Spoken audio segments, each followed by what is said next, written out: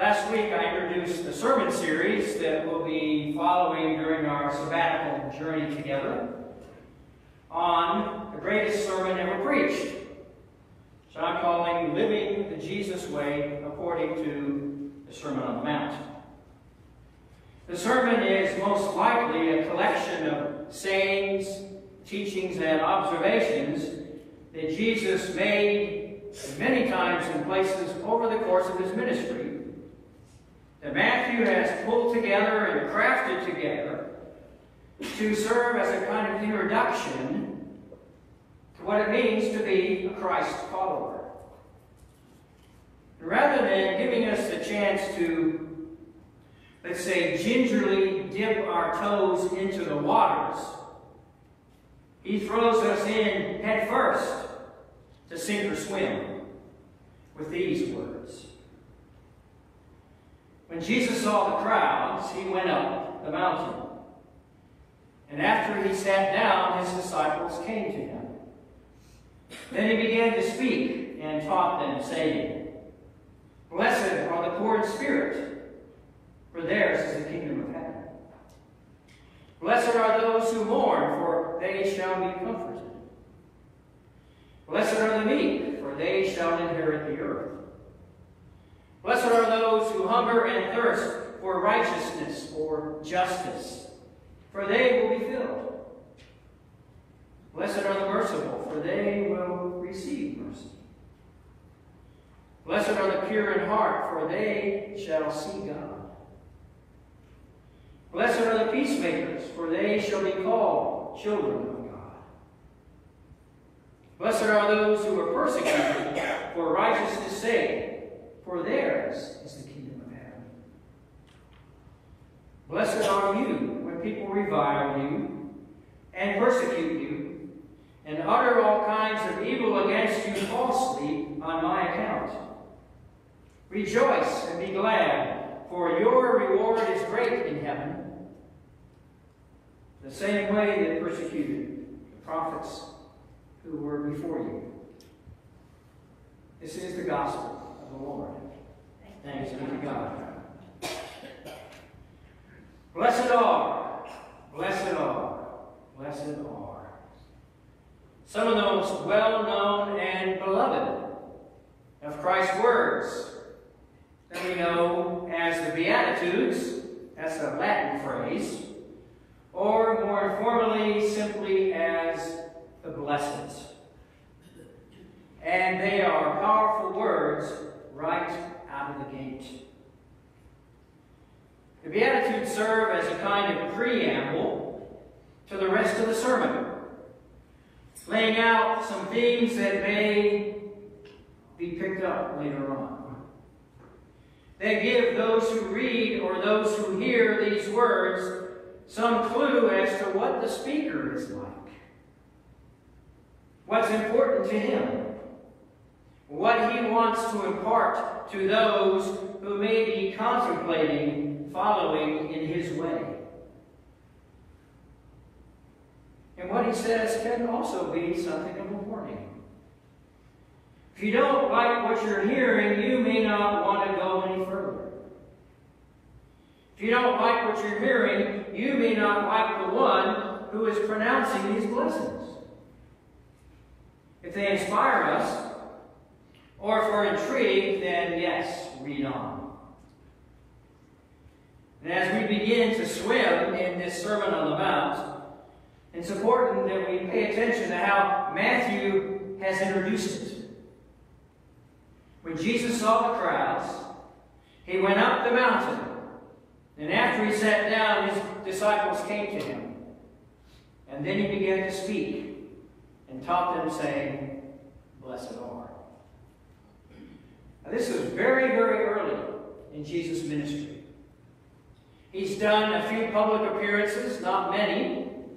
He's only called 4 disciples at this point, those 2 sets of fishermen brothers. But already he has begun to attract attention. The paparazzi are already chasing after him. And so, like we see him do time and time again, he retreats off to a mountain or hillside somewhere to get away.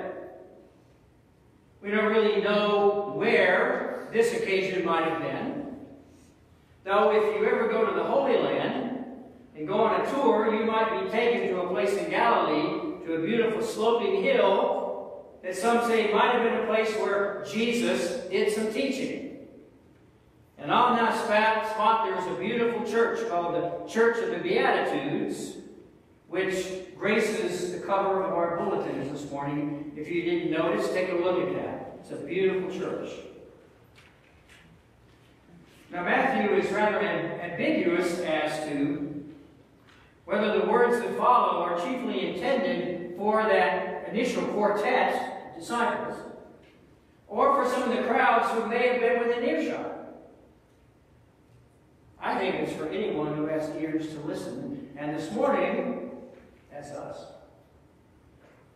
The picture Matthew paints of Jesus going up the mountain would immediately evoke the picture of another great Jewish hero, Moses, going up Mount Sinai to receive the 10 words, or as we know them, the 10 Commandments.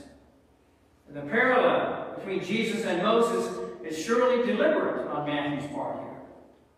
He is beginning to paint us a picture of Jesus as a new Moses, bringing a new word from God. In this case, how to live in his way, the Jesus way.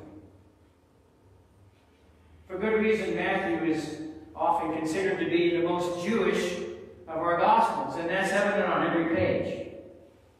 You know, the very earliest expressions of the Jesus way were all Jewish. All of Jesus' earliest followers were Jewish.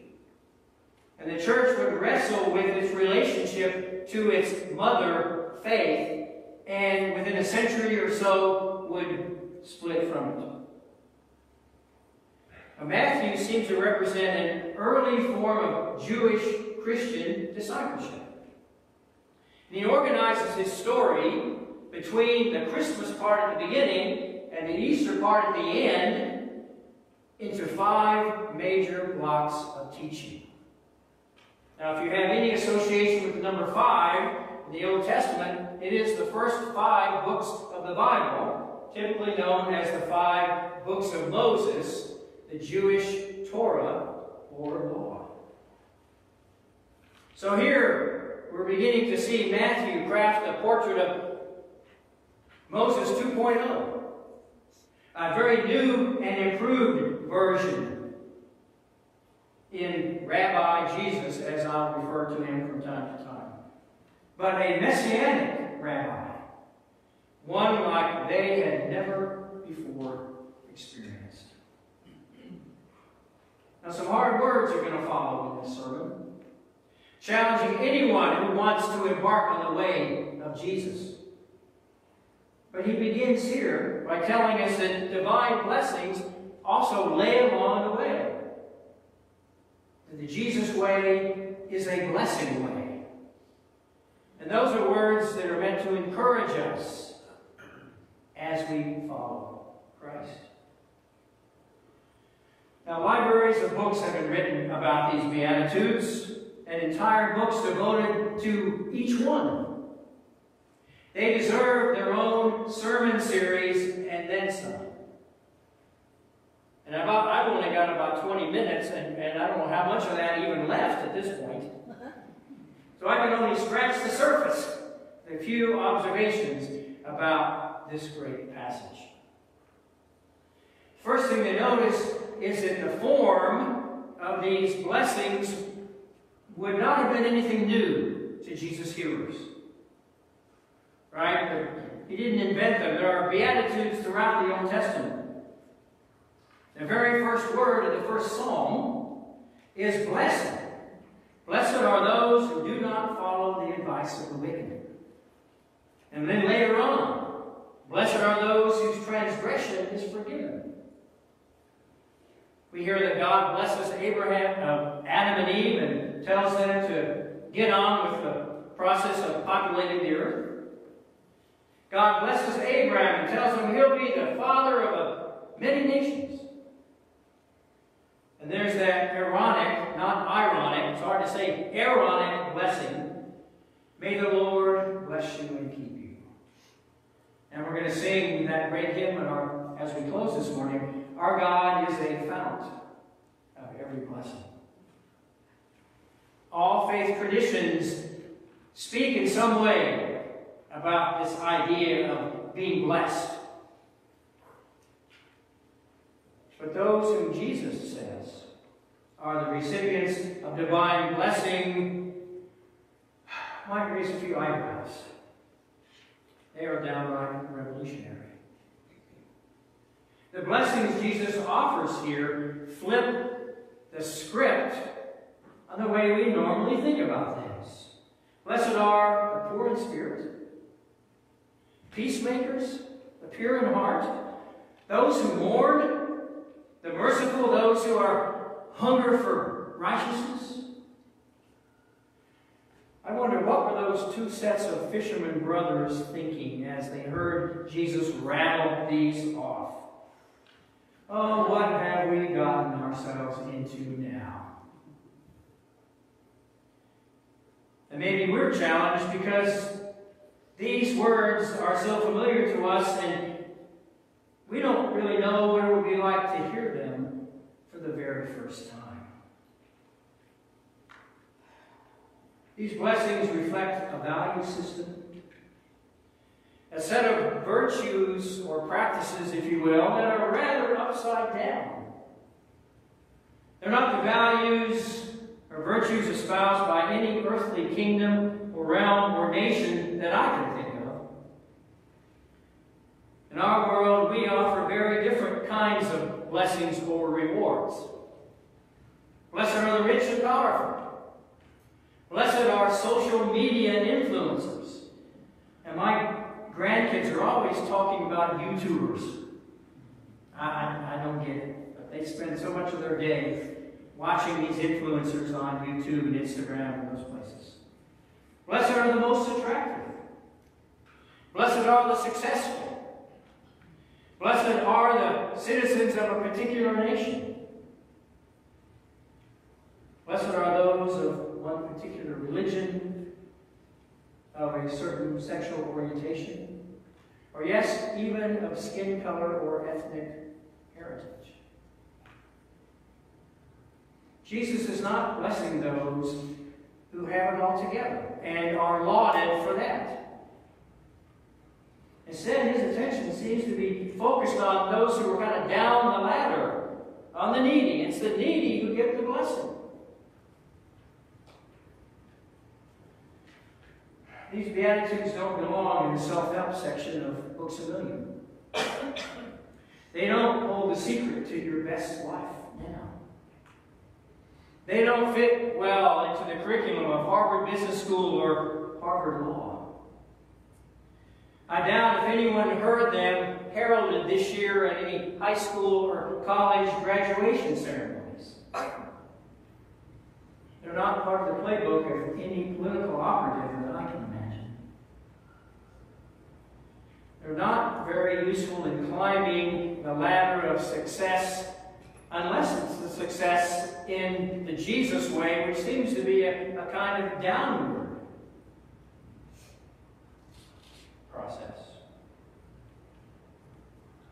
Or success in his way, in the way of the kingdom.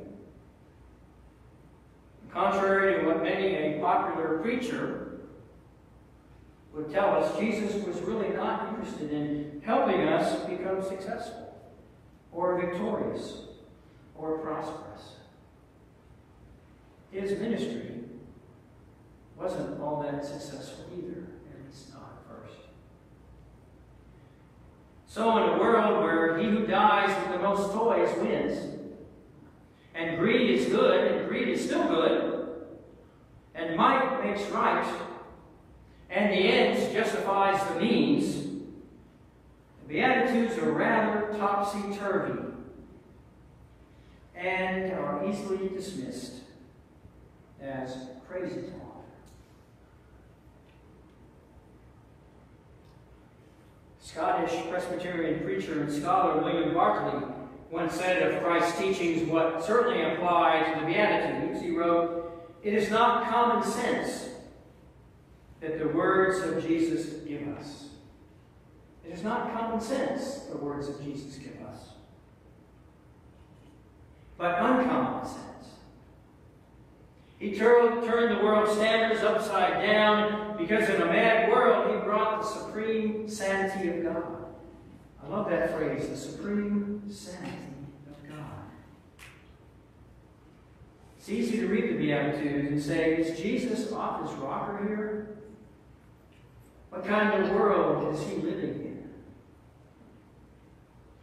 And you'd be right, because his heart is in the world of the kingdom. And he is a bridge between us and that kingdom.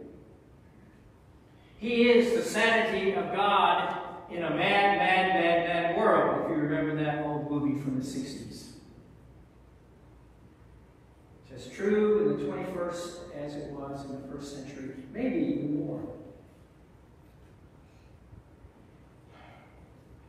There is a certain kind of insanity to living Jesus' way. And it may not be for everyone. This is the guy who elsewhere declared, "The first shall be last, and the last shall be first." Who said, "Those who save their lives will lose them, but if you lose your life for my sake, you'll save it." Who said, "Those who would be great among you must become servants of all." And at one point, he took a little child in his arms and said, if you don't receive the kingdom of God like a little child, you can't get into it.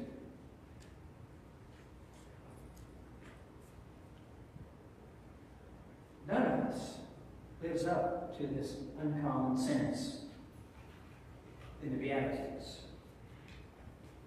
Are we all peacemakers? No. Are we all merciful? Probably not. Are we all spiritually hungry? Not everybody. Are we all pure in heart? Nope. Are we all mourning, which I take to mean that we feel others' pain and we're there with them, empathetic? No, not everyone. Are we all humble? Yeah, I'm humble and proud of it. Do we all pay a price for our faith? Many do, but probably most of us never will. But what we see through a glass darkly among humans, we see clear as day only in Jesus. Only Rabbi Jesus perfectly embodies or expresses the characteristics that we hear in these blessings. But if you think for a moment, I'll bet you can identify friends in your faith community. Maybe someone sitting next to you or in front of you, who in actual fact represents and lives out one or more of these Beatitudes. You know a peacemaker or two who work to bring people together to find win-win solutions. Now you may know a troublemaker or two, but we're not going to go into that. Maybe you know someone who really does work to help set things right in this world. You know, St. Paul tells us that we all have different gifts. Maybe we all have different facets of this jewel that is the Beatitudes. Perhaps we should hear them as less about individual virtue or character than about Jesus wanting to form a community that embodies the way of life he illustrates in the Beatitudes. However imperfectly, and it's always going to be imperfectly.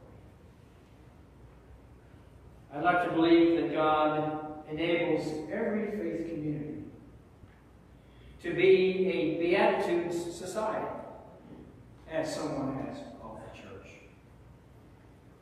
And I'm sure you can think of ways at First Presbyterian Church, Sebastian, is indeed such.